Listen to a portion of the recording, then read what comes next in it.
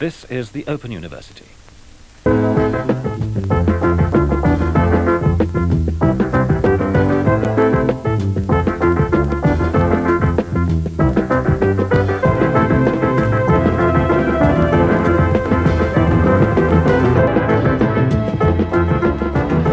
and welcome back to another non-enhanced, totally natural, real episode of the Open University, the soi-disant, entre guillemets, inverted commas, Open University, where I've got all sorts of trickery and filters going on and projections, and you can't trust anything. And that's part of my value to you, is that I lie to you. Quotation from David Bowie. And I want to do three things in this episode. One is to talk about a flea market in Athens, which I managed to miss. All the 8 months I was there, it wasn't running. It's at a place called Eleonas, and it's what used to be called the gypsy flea market. I think it is still kind of run rather largely by gypsies. And when I was in Athens in, I think, 2009, I was on some kind of waste ground, and it's a huge thing. I was looking at a walking video, Earth Sound Walks, it's actually called. It was looking around the buildings and just everything that's in the flea market. And I started taking screen snaps of the ladies that you see in these markets who are amazingly dressed in kind of pattern clash. I find them real style icons, actually, because they just don't care. They wear it like they don't care about it. And they tend to, they might have plastic Crocs mixed with patterned tights mixed with and a lot of zigzags and kind of op-arty kind of patterns, a bit like these Marcel Duchamp projections that I'm casting behind me. These are rotograms, I think he called them, by Marcel Duchamp from about more than a century ago. Still the zenith of elegance as far as I'm concerned. And so are these old ladies at the Eleonas market. They're not old ladies, actually, but I think many of them are Roma people. I sent these pictures to my girlfriend, whose mother is also Roma. And she said, I feel like I recognize a lot of my aunts and uncles and nephews and nieces in some of these images. So I think it's something that's really ripe to be plundered, if you like, or acknowledged as a kind of fantastic style, compared with what passes for fashion in the West, in sort of fashion weeks in New York and Paris and places like that. I think these are really exciting combinations, really exemplary combinations of clothes. And I'm personally, because I'm thrifting, I'm going to a lot of these flea markets to buy these secondhand clothes in order to arrive at some kind of unique pattern clash look, or unique sort of a look that makes people have a double take. I mean, currently this winter in Berlin, I've been looking a bit like a Jäger. I would say a Jäger is the German for a hunter. So I have these kind of tapered jodhpurs and a lot of furs, fake furs, of course, which make me look like a hunter from a very cold country. But maybe someone who's also transported through time. So that's one of the things I wanted to talk about today, but there's two other things. First of all, I didn't really account for the final song, the late arrival, surprise arrival for my new album, which is out on the 18th of March. It's called Smudger. And the new arrival was smudgy in quite an interesting way. It's called Night Clinic. And it started when I was listening to an album produced by this thing called Open AI. I mean, Night Clinic sounds like a traditional song, and a lot of the reactions were, I love it when you go back to playing your guitar, like you did in the 80s kind of thing. Actually, this is the most advanced song technologically on the whole album, because it was written partly with artificial intelligence. Because there is an album out there where the OpenAI project has kind of put together a Beatles album which doesn't exist. And this is something that's going to happen more and more in the future. I think there will be these deep fake albums from artists from the 20th century who are no longer with us, including possibly Momus, who knows, one day. And I find this fascinating. I'm not appalled by it at all, because for me it's when software is in the sweet spot between credibility and incredibility, awesomeness, if you like, or just fakeness, realness and fakeness. because it can't quite emulate correctly what the Beatles sounded like, and so it ends up sounding like a blues song. This particular track, it was track 7 in a sequence the OpenAI people had put together of these fake Beatles songs, which are all based, they're algorithmic takes on various different Beatles songs all kind of put together. And this track 7 was the most melancholic one, and it sounds like it's based on a demo of Paul McCartney playing a piano ballad, Hey Jude or something, I don't know, The Fool on the Hill, something like that, which I haven't heard, probably a bootleg somewhere. The algorithm has got its fingers, its spidery legs around, and it's turned into this beautiful blues with a kind of unpredictable structure. This was what really appealed to me, that it was something better, more organic than what a human could have written, which is not what you expect from AI.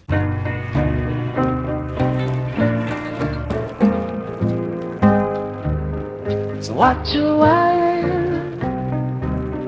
but you won't go.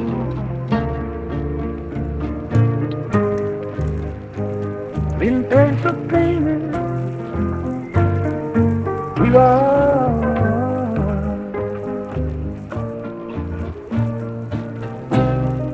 Tonight, can you get home? And I can tell them that and we'll choose.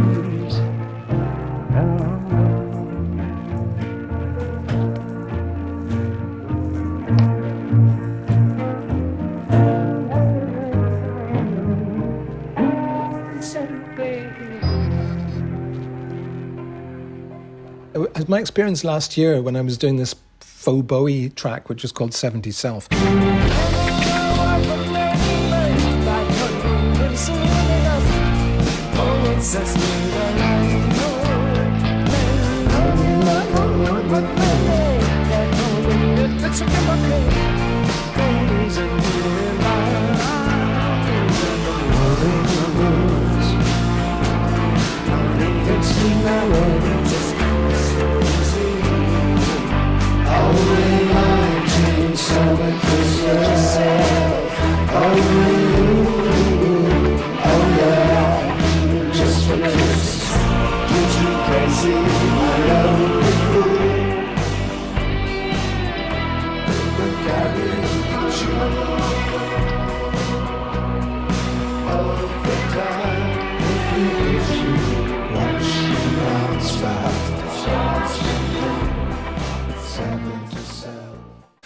Actually, there are things which real songwriters wouldn't do, which the computer does do with its weird non-human intelligence, which are actually fascinating and actually a bit fractal in the sense that it's like what nature does with the landscape, or the shape of a wave as it crests or whatever.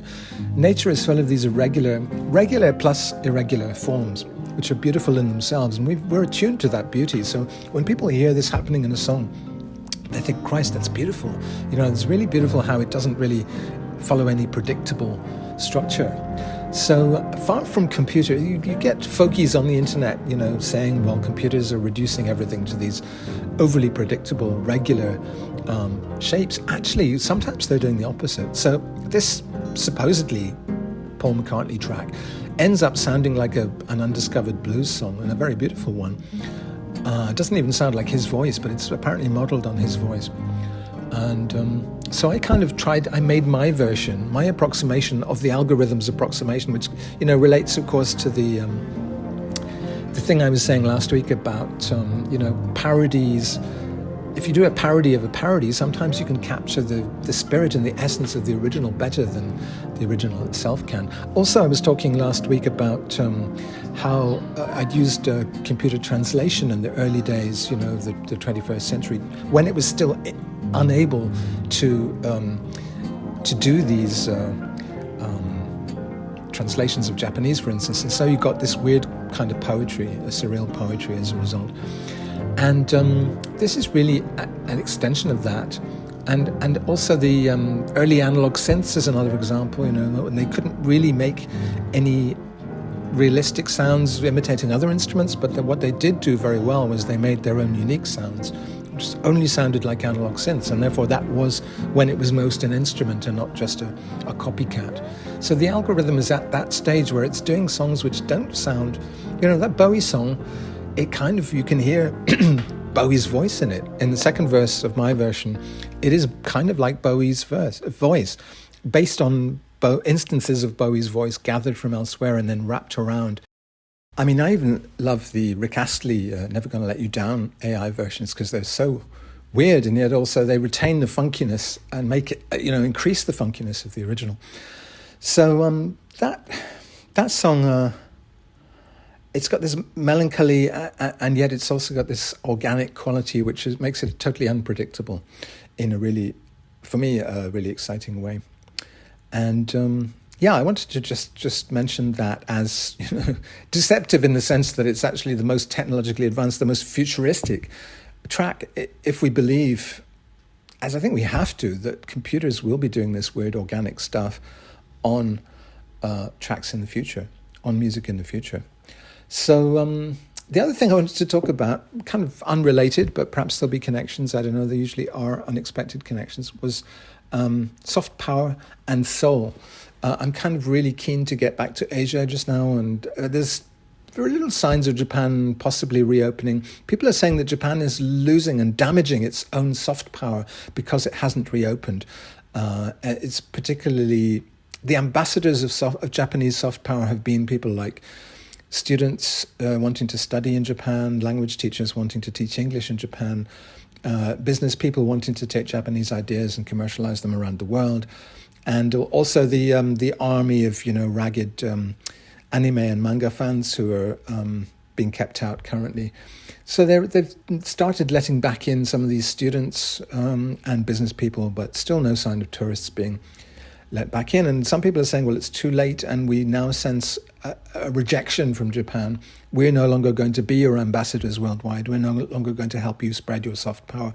This is something I've spoken about before in relation to the cancellation on NHK World of Kawaii International, for instance. It seemed that the Japanese government no longer saw the value of popular culture as an ambassador of Japan's global image. And this mantle seems to have been taken, the baton seems to have been passed to South Korea, which became, the center of films and of pop music, and is very unashamedly flaunting this around the world as an asset. It was really interesting. I was watching a vintage car review. I sometimes watch these car reviews from the 70s, which is the last time I really gave a damn about cars. And there was a British one talking about Hyundai. Geoffrey Owen, the rise of the Hyundai company has been nothing short of meteoric. Do you think Europe stands a chance of losing its bread and butter car market to the third world countries? Well, I think that Korea will become something of a force in the car market over the next few years, and I think that other third world countries will try to follow their example. But I think any thought of a massive switch of volume car production to the low-wage countries is really a matter of speculation. It was really shocking to hear South Korea described as a third world country because first of all, we don't use that term third world anymore. We talk about the developing world, if anything. But secondly, it has developed to such an extent now that it's, more advanced, I would say, than many Western cultures. And I really miss Seoul just now. I miss the futuristic but also the optimistic quality that we have had in the West at certain points, like in the 60s, for instance. So this is why I talk about passing the baton. It's not like I love certain qualities which are inherent in countries themselves. Even Japan, there is an inherent polish and civilization and restraint in Japanese society, which I love and which will probably always be there. But, societies can really change, and they can be hot and then they can be not. Britain, if you look at accounts of London in the 18th century, Covent Garden as a den of kind of almost Italian operatic emotion, everybody kissing each other. And then a century or so later, they're all shaking hands, and they have the froideur, which the English are associated with worldwide now. People change, societies change, and the baton of certain styles of living, including living creatively and with comfort and wealth as well can be passed from one society to another. So it seems like Korea has now inherited what Japan was representing perhaps in the 80s, which was a much more international openness and creativity and I don't know, even a tweeness and a cuteness, which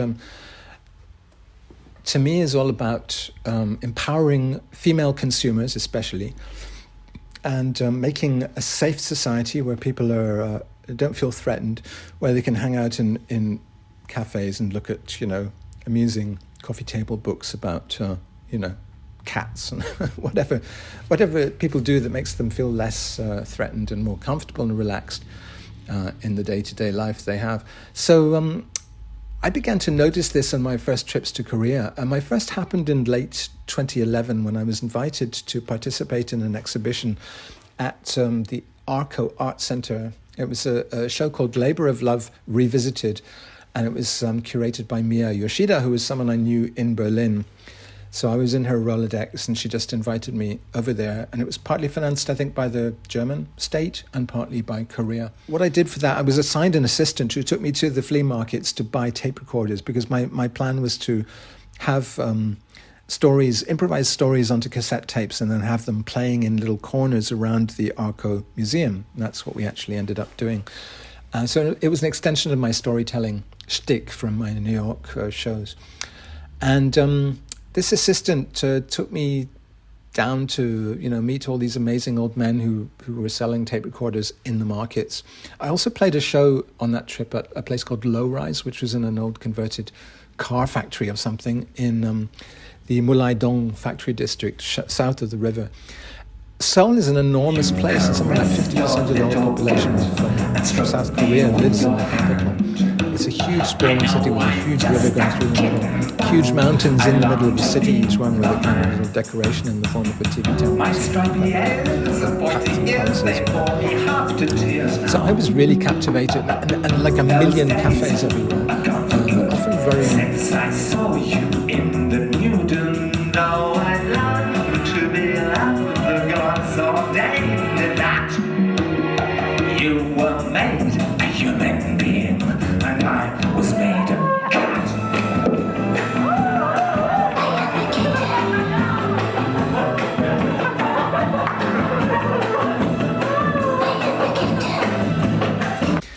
Seoul is an enormous place, and something like 50% of the whole population of South Korea lives in the capital.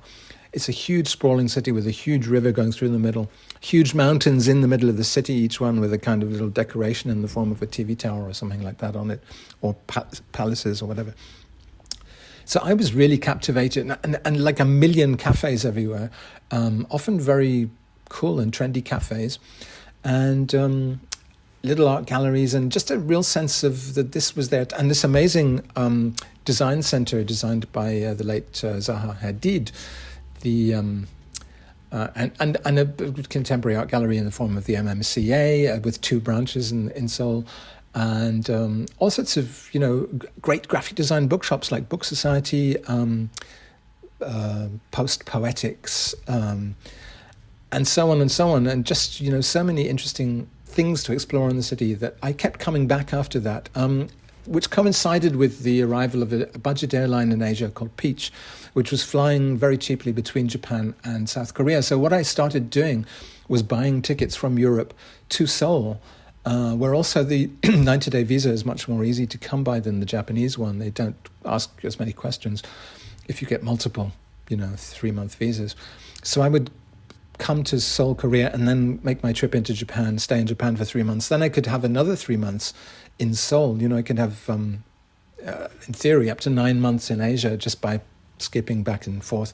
Although the Japanese customs people, when I took the Beetle ferry, for instance, early 2016, the time David Bowie died, actually, I was on the ferry between Busan in South Korea and Kitakyushu in Japan, and the customs people there were very suspicious because they know that people do this. People claim they're going to leave Japan in a week or so, but they end up, staying much longer. So they are a bit suspicious if you shuttle too much. The Japanese are. The Koreans don't really care.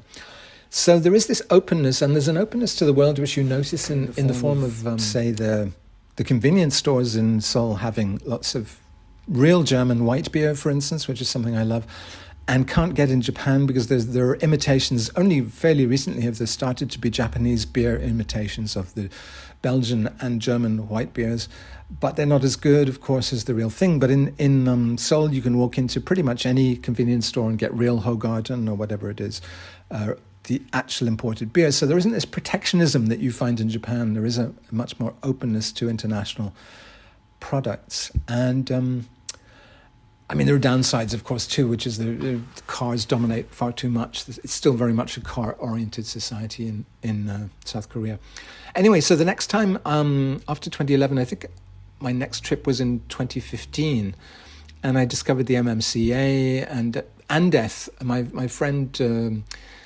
She used to have a website called Daily Cody, in which she would just show her daily outfits of secondhand clothes, and she had this stall called Dumpster, in which she was not only selling secondhand clothes selected by herself, but detailing them with electronic tags. So it's a bit like the Internet of Everything, or whatever you want to call it, where you have spimes, you have data trails attached to every object in the real world, which attaches it to its story, but also shows its progress through it makes it kind of, I mean, they weren't QR codes, they were actually just written labels, but they were kind of, they reminded me of spimes.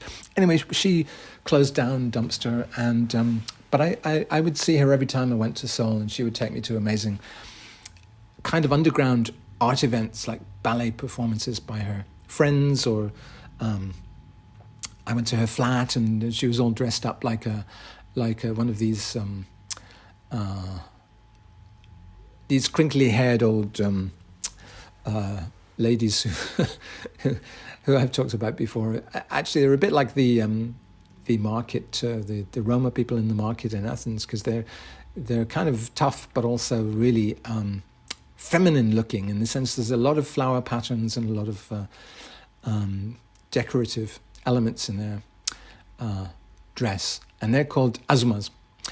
The Azuma style was something Andeth was copying for a while, copying and copying. So that was, I guess, 2015. I was probably there twice, in 2015, 2016, 2017. I kept going back, and I got more of a buzz from Seoul. And my other guide in Seoul was Colin Marshall, who's an American, amazingly intellectual in the best sense, a public intellectual, who's a great chronicler. He's now writing for The New Yorker. And great chronicler of Asia in general, and a great kind of critic of his own culture, the American culture. And so I stayed in various, like I stayed in a Hanok house, Airbnb at one point. I stayed in, various Airbnbs in Seoul. And I just always sensed that this is a culture in a sweet spot. It's a culture that really is in the friendly place that Japan last was in the 90s, I guess, that friendly international place where it's really, the world is at its feet, it's really creative, mostly to do with creativity, actually, that it's a culture that vastly values creativity. And if you look at headlines about President Moon's trips to the Middle East, for instance, he's selling two things. He's selling arms, weapons, missiles and things, technology, the know-how to do with missiles, and he's selling the creativity of Korean pop music, and he would go to see Psy shows in Saudi Arabia and that kind of thing, according to these news reports. So it's very unapologetically, part of, there's the hard power of weapons, and then there's the soft power of cultural influence.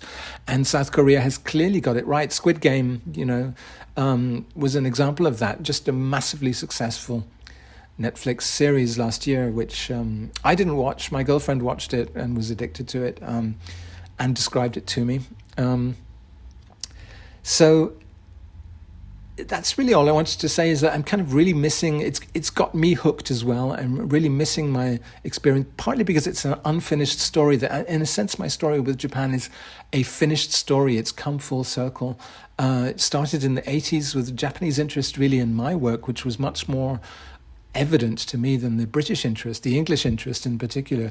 I didn't really feel understood by the English in the 80s, and I thought that the Japanese, they either misunderstood me in a nice way, or they understood quite well the things I was into, partly because I was into things like Mishima's Confessions of a Mask and other elements of Japanese culture.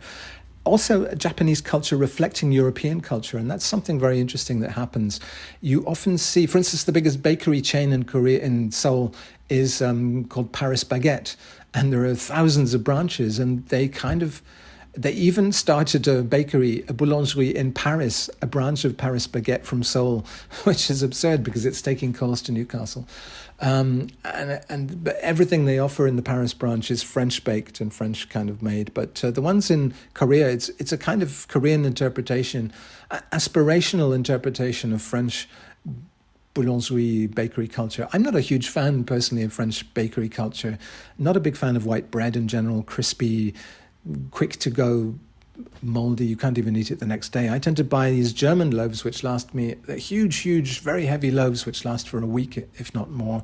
You can keep cutting bits off them, and they're full of rye, and they're very almost bitter with that heavy bread flavor of the Germanic culture, which is, although it's right next door to France, it's totally different from the French bread culture. So but I find it fascinating that there is this kind of sense, especially between Paris and Seoul, of the Parisians looking at the South Koreans, for instance, watching their films and thinking that's fantastic. Look at what a great creative space they're in just now.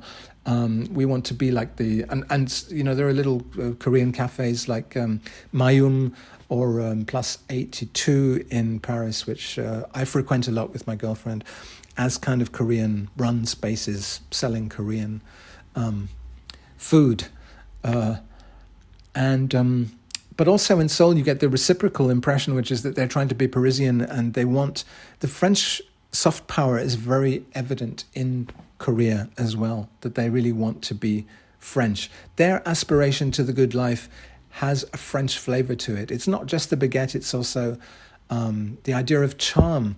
And I keep coming back to this Jenny Holzer aphorism: lack of charm can be fatal. I use it in my song, the Charm Song.